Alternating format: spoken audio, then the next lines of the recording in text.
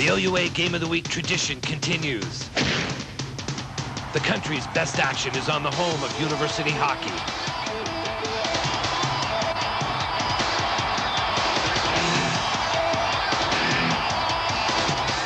If you're looking for the nation's top athletes in the game's fiercest rivalries, there's only one place to turn: university hockey on the Game of the Week.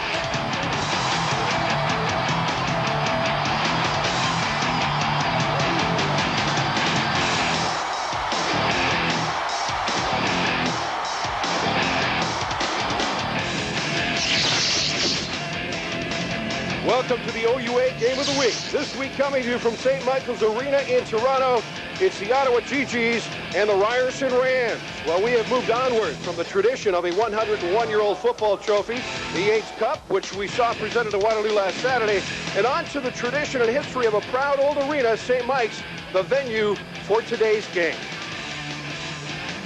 Hi again, everyone. I'm Ken Welsh. Glad to have you with us as we switch gears here on the Game of the Week, going from football to hockey. Now, the last time we had university hockey for you, well, it's last March, the OUA Championship game for the Queen's Cup, where the University of Quebec, Trois-Rivières, blasted the York Yeomen 7-0. Well, the Yeomen got even with the Patriots last night, as in even on the scoreboard. They played to a 2-2 tie.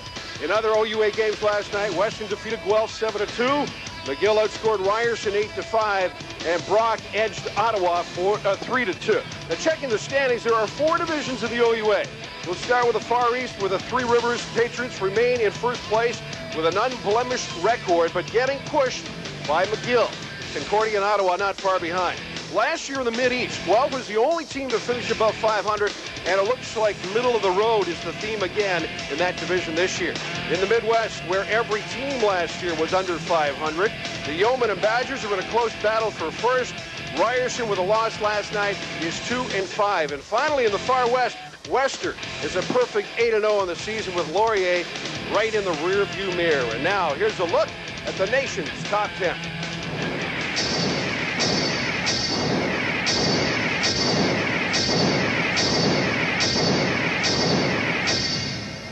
The defending CIAU champion Alberta Golden Bears are #1, followed by the Western Mustangs. Atlantic Conference schools are strong as usual. They occupy spots 4, 5, and 6, followed by 2 schools from the OUA Far East, Three Rivers and McGill. And Lethbridge and Acadia round out the top 10. And now, with more on today's game, here are my broadcast partners, Mike Hogan and Barry Martinelli. Yeah. Thank you, Ken and Barry. Last night, a couple of losses for these two teams this afternoon. The two teams are rebuilding to a degree. Tell us about last night's game and how much the loss last night motivates these teams to get going today. Well, I think it's going to be tough for Ottawa. They've lost 3 in a row and all on the road, and this is their 4th game in a row on the road. Ryerson played very well last night, just didn't get the goaltending, so I think from a confidence standpoint, Ryerson might have a little bit of an edge. Now, the team certainly in Ottawa has a leader and a very familiar name to hockey fans, Brindamore. Yeah, Rod's younger brother, Mitch. Coach Goulet says he's an outstanding leader, very soft-spoken, but at 6'3", 235, should be a presence on the ice. He's got a couple of years of professional hockey under his belt with in the East Coast League. Coach Goulet thinks he's got to step forward and be a presence in this game if Ottawa's going to get it turned around. The Ryerson Rams also have a very explosive offensive leader, and you need good goaltending and you need a good offensive player. And they have that in John Batista, who comes to Ryerson with some other university experience. He played with one of the most highly respected NCAA programs, the University of Maine Black Bears.